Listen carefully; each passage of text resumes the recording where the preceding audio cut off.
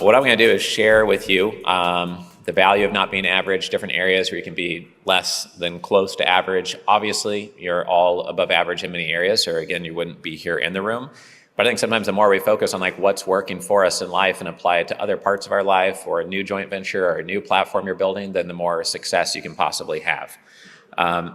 So this is David Goggins. Many of you may know that he was a 330-pound bug exterminator, pretending to be happy everywhere he went when he was really not a happy person. He was downing a bag of potato chips on the couch and saw a documentary on the Navy SEALs and running down the beach with a log on their shoulders. And he said, hey, maybe I need that. Maybe that's what I need in my life. I need something to really wake me up and be somebody different. He went to the Navy recruitment office. They laughed at him and said, you will never be a Navy SEAL. You'd have to lose 90 pounds just to apply for being a Navy SEAL. He then went and lost 90 pounds in 6 months. He had to go through BUD/S training multiple times because he was a really horrible swimmer and fearful of water. But he became a Navy SEAL, and then he's now a fire jumper, and he's broken multiple world records for doing 3,000 plus pull-ups in a day. He's ran 300-mile races, lots of 100-mile ultra marathons. He sold millions of copies of his books. His first one is called Can't Hurt Me, and he's got a follow-up to that book as well. He's the definition of not average.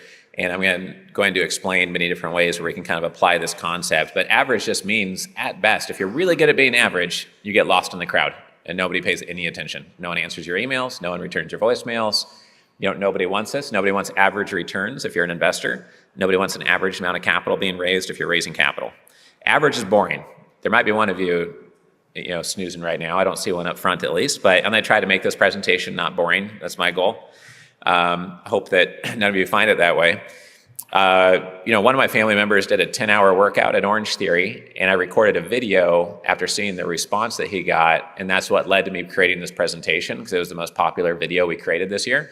And I was driving to the gym, and I just said how mind-blowing it was that not the general public, not the Wall Street Journal readers, but the followers of the Orange Theory social media page just trashed this person who worked out for 10 hours by doing every Orange Theory class they offered in a day.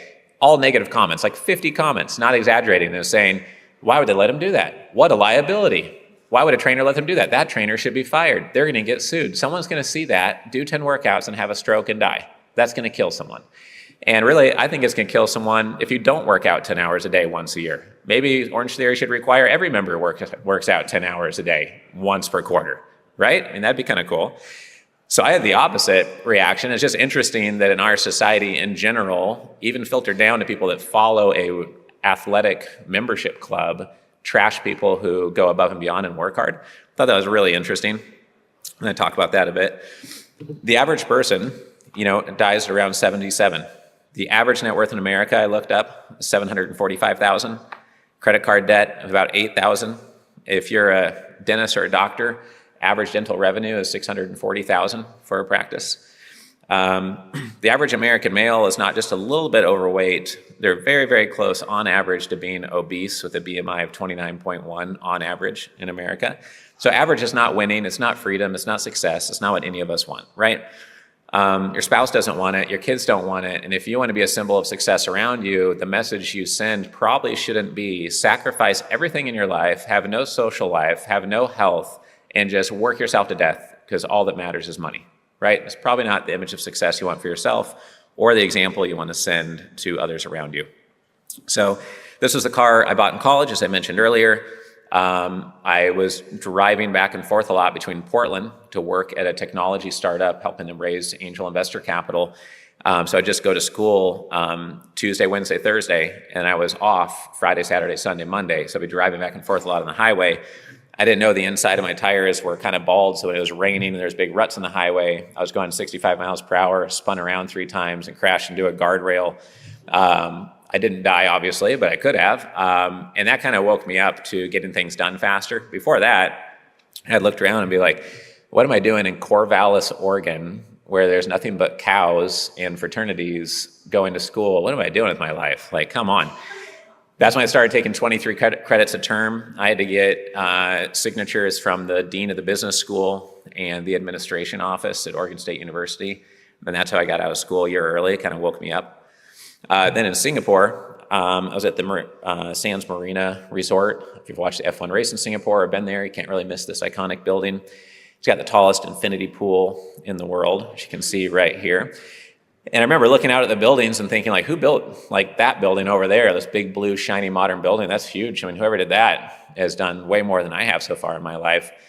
And I was just about to have my first kid, and I thought, okay, I need to do something bigger, like these people that built these big buildings. I had like maybe one margarita in Clark Key, maybe one or two Coronas at most at this resort. Next morning, I had my most important meeting of the trip. Before I left, I was meeting with a multi-$100-million Singapore family, and I was flying out at like 11 a.m. I woke up at like 7:30, and I was like, oh, damn, I just missed the meeting. I tried to reschedule it, we couldn't, and so I messed up that meeting. I thought, what a dichotomy of ideas to be like, oh, I want to do something really big. And then the next morning, I oversleep. I was like, oh, so stupid, right? So then I thought, okay, 3 months, I'm not going to drink any alcohol. I need more energy, not less. I'm about to have kids. If anything, I just need extra energy. Bad timing with a whiskey sponsor right before me on this message. But, I just didn't miss the alcohol. So I haven't drank now for 12 years, not because it was a massive problem, but this made me kind of like upset at myself. So that was like one turning point, one little thing that makes me a little bit different.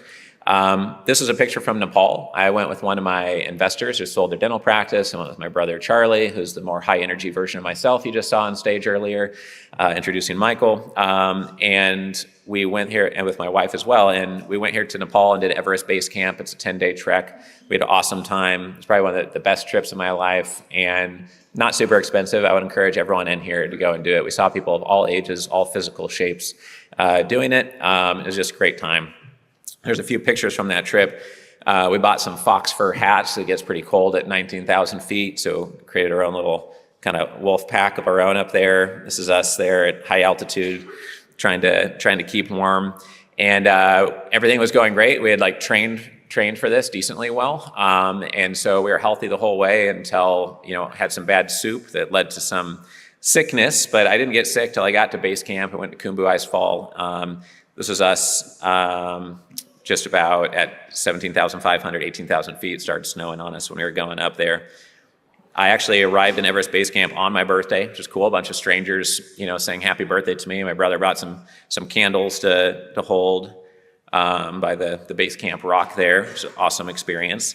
But like I said, I got sick. So this is the only picture of someone throwing up they're going to show at the Super Summit. But it was also funny. My brother was laughing. I was laughing. It's like, how can you not laugh? So I had the walk of shame on the mule, part of the ride home. And we tried to call an emergency helicopter, and they said, nope, there's a blizzard, we can't come. So spent the night in a 7-degree lodge with no heating, just sitting up all night with a migraine and things I won't explain happening to me. And then the next morning, our scheduled helicopter took us back to Kathmandu, and we had a great time on the trip, and it was just awesome. And doing outdoor adventures, epic trips, things that your kids will never forget, that you'll never forget, going with guy friends, backpacking, ski trips, etc. A lot of us love to do that stuff, and we do it once a year, or twice a year. Why not more? So I don't have time to go over all the insights from it, but reality is, if you're in this room, you really have nothing to complain about versus most people that live in Nepal and many countries, right? And we could all be doing more exciting things probably in our lives.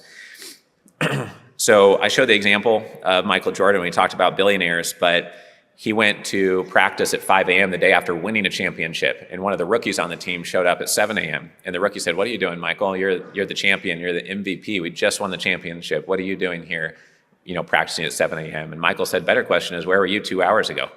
Why aren't you here working harder than me? And people would say, oh, well, you don't need to read more books, or you don't need to host more events, or you don't need to get up and practice at 5 a.m. Why would you do that? If he didn't do that, then he wouldn't be the MVP. Then he wouldn't be a billionaire today. But that's in his DNA and in his work ethic. And in college, they told him, you have talent, you're good, but you're not that good. You have to work really hard if you want to be the best that ever played at this university. And he said, you've never seen hard work. I will show you hard work, and I'll work harder than anyone you've ever met. And then he's done that since. So we had someone from the FBI come to our membership here in the Investor Club. They asked the worst question you could ask. They said, hey, we want to do this and that, and how do we stand out? Because we're really good at background checks and investigations. I said, well, create an amazing data room due diligence package on yourself. Show off how good you are in due diligence by looking at every nook and cranny at yourselves, and then show that package to investors. And their question was the worst you could ask. I said, oh, is that what everyone does? I was like, no, that's the whole point. If I just told you what everyone does, how's that helping you at all? At best, you're going to be average. So if you ever find yourself doing that, you didn't know what everyone does because that's table stakes, but you need to innovate in a way that makes somebody care about what you're doing and not just have the goal of doing what everyone does. That's almost never the right goal to have, right? I respect people with like a champion mindset. My friend Ricardo Giannini is a national jiu-jitsu champion. He was here with us yesterday. I think he's going to be here at lunch starting today. Paul Carger, you saw on stage yesterday on the panel with me. He's the only one in the conference with that nice purple velvet vest there. He's one of my good friends. He manages over $8 billion at age 46. If you are a Navy SEAL or an Eagle Scout or Olympian, and many of you in the room who are not any of those things, but to be those things, or even to be a doctor, it takes grit. It takes seeing things through. So we look for that in people. And it doesn't have to be one of those official titles. I think Ray Jr. is here with us today, the son of Sugar Ray Leonard. He's connected to many athletes. He's helping us with the Pro Athlete interview series. You talk to him and get to know him, you can see it in his DNA that he has a champion mindset. And we look for that in people, and I think investors do and partners do as well. So it doesn't necessarily need to be one of those titles of, oh, you're an Olympian or pro athlete, et cetera, but that type of tenacity is what's needed to do well in business and in investments as well. This is me in the Boy Scouts before my growth spurt. I was probably like 15 years old in this picture, by the way, because I got the 12 and under menu until I had my driver's permit, I remember. That was fun. So I already went over that. I already talked about Mark. Here's the corny quote that's related to this topic. It's not so much what you believe, it's how hard you believe it. Because you can believe that you want to do something, but actually doing it is the hard part. Executing is the hard part. Everyone in society has amazing ideas on their couch watching TVs. It's getting off your couch and doing all the work for a decade that makes it happen. Otherwise, the idea is worth nothing at all. If you haven't watched the Arnold documentary, you got to watch it. The opening quote summarizes the 3 episodes. He says that throughout my whole life, I've been able to visualize what I want to become, and because I can see it so clearly, it seems more realistic that I just work really hard and focus on that over a decade it'll become true. And then you see that throughout his life. He was walking through Austria in Vienna, I think it was, and saw a poster. He went to go see the Hercules movie, and he tore one of the posters off the wall and put it in his bedroom wall, and he said, I want to train, and I want to be, what's it called, the Global Bodybuilding Championship, Olympus or something like that. But he wanted to get that world title, and then he wanted to be Hercules, and he got that world title in weightlifting, and then he became Conan, and then he became Terminator, and then he was the highest paid male actor on planet Earth, and it was all from visualization coming out of Austria. McGregor Forever, and then another documentary on Conor McGregor is on Amazon Prime, all about visualization, aiming where you want to go, and just working doggedly at it until you get there. Don't have time to cover that. Already showed the books. We're going to bring up a quick survey. If you can get your phones out, they're going to bring up a little Slido. There'll be a number here. You can type in that Slido number or use that QR code. But how much did all of you spend on optimizing your health last year? This is related to Ken Newman's talk yesterday. But was it zero? Is it $3,000 to $10,000? Is it $10,000 to $20,000? Is it $20,000 plus? Maybe this is health optimization tests, coaching, nutrition planning, etc. So let's give about 10 more seconds to answer that since I've got so many slides to flip through here. Appreciate everyone answering. Okay, great. We've got just a little bit about 70 people replying so far, so it's a pretty good representation of the room here. So the good news is only 3% spent zero on their health. A third of the room spent $3,000 to $10,000. Okay. 24% of the room spent $1,000 to $3,000. So let's take that number for a second, and we can switch back to the slides anytime. Thank you. A fourth of the room spent $1,000 to $3,000 on your health, probably between travel, hotel, airplane, membership dues. You spent that much to come to this one conference. So for at least for a quarter of the room, you spent as much on your health in the whole last year as you spent just coming to this one conference. And while we want you to be here, you're going to be here longer if you invest more in your health than you did coming to this one conference, right? The longer you're here, the better, the more value we add to you at this event. Then the word spreads that we're just adding value wherever we can and just trying to be helpful, because the more you do well, then the more you're going to want to be a member of the club and help our other members do well. So the point here is that the average person invests way less in their health than they do in silly things like their car. I've got a client who has 80 employees. He literally owns a Ferrari, and he eats Wendy's every day for lunch. He won't go to a normal car wash because it's a Ferrari. When he gets an oil change, it's $2,300, right? But he won't spend $1,700 or even $900 on an inside tracker biomarker health and get 50 biomarkers and have a nurse come to his house and it takes 3 minutes to draw the blood, and you get all these biomarkers on your health, right? So many people spend more on their car than they do their health on checkups. I was at a conference of 140 doctors, and I said, and it costs $30,000 a year to join. I said, who spent $30,000 on their health last year? One hand went up. So 139 doctors who work in healthcare spent more on their wealth than their health. If you die, you probably get taxed. It's probably not a good thing for you and everyone around you. You stop earning money. No one around you wants to die earlier and have a little bit more money, right? And if you have high energy, you're probably gonna make more money. It's not ultra healthy or ultra wealthy. It's if you're ultra healthy, you probably become more ultra wealthy and attract good people around you, right? So that's really critical. And I wanted to do the survey to show the numbers, because if you add up all the ones that are at the 1 to 3,000 or below, it's over half the room spent more on this one event than your health the whole last year. So I think that's important to point out. So are you investing more in your car than your health? Are you investing more in your wealth than your health? Those are important questions to ask yourself. I've got 28 ways to invest in your health. Talk to your doctor before you do anything for the rest of your life that anyone suggests that could impact your health, of course. These are just things, me sharing my personal journey. We can send you that list if you'd like. Just shoot me an email saying ultra healthy list, or send Jennifer the email. We'll get that over to you. The coolest one is doing a voluntary MRI scan, and then they can identify, nodules on your pancreas or white spots on your brain or other things. And lots of times you catch things early, then you can manage them or remove that risk, versus saying, oh, I wish I would have known. But your doctor is not going to order you an MRI unless you have acute, severe symptoms. Or if you're fortunate enough to be wealthy enough to be here in the room, you could probably afford a once every 1 or 2 year voluntary MRI. And how many people in here have had one of those before voluntarily? 1, 2, 3, 4, 5, 6. It's probably another 6 I just can't see because of the bright lights, but maybe 18, 20 people out of hundreds and hundreds of people. So it's something to consider. Joe Williams, far from average, as you know. You've seen him on stage. You'll see him again on stage soon. These are some ways that I'm trying to work smart and hard. And I'm not going to read it off. You can have access to the slides. Every morning I start out with a laminated one-pager while I'm shaving. I read my monthly, quarterly, annual goals, people I look up to, and some ways I want to operate my brain. That really helps me be less average. We talked about that yesterday. I want to get to one key slide here, and then I'll finish up. So what I want to do is just show in my life what are different ways I'm trying to de-risk being average in some parts of my life. Like with health, I showed you the spreadsheet, 28 ways I'm trying to invest in my health. Not all of them are done yet. I don't have like a parasitologist that I trust or know yet. I'd like to find one, for example. I get like dental cleaning every 3 months, something as simple as that. I get the blood markers done twice a year, et cetera. But some of these other areas are going on 6 to 8 epic adventures a year, getting up early in the morning. It's a typical routine.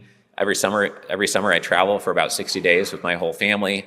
These are things that make life more fun, more enjoyable, less average, get better results. And my talk at the end of today is how to have the most fun year of your life. And it's connected to some of the messaging here, but I go into how it can make you much more profitable, make your investments work much better for you, because it ties into everything in your business, not just having fun on your time off work. So that was the message I wanted to share with you. It's a lot crammed into 15 minutes. 18 minutes because I went over. But I hope you got 1 or 2 things out of that you could relate to or take away from today or share with a family member.